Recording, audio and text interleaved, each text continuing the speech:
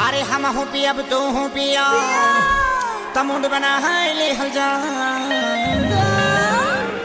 हम हूँ पिया अब तू हूँ पिया तमुंड बना है ले हल जा का चला चादरा में।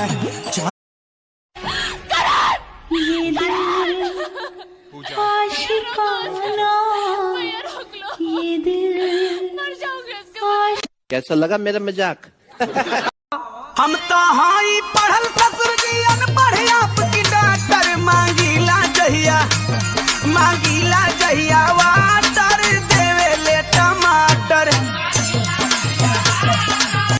हम भाई फोन देना। मेरे पास फोन ही नहीं है। क्यों मारा? कब मारा? मेरे पास तो हाथ ही नहीं है।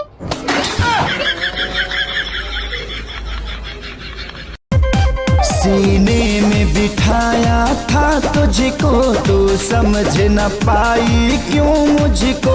आखिर क्या कमी मेरे इश्क में थी जो मैं ना दे पाया तुझको। ऊपर वाली के चक्कर में लड़का खूब पिटाहिल बा। लड़की के हव पहला प्रेमी पुलिस लेके आइल बा। किस्मत बातें ले दादा अरे जी बातों हरायागा। अभी सुनिला बतिया गौर से बस ये तने हम पटवनी तोरा के तोरा दीदिया के हमर भाई। पापा हमारा लाइन मारे तोर माई। पापा हमारा लाइन मारे तोर माई। हम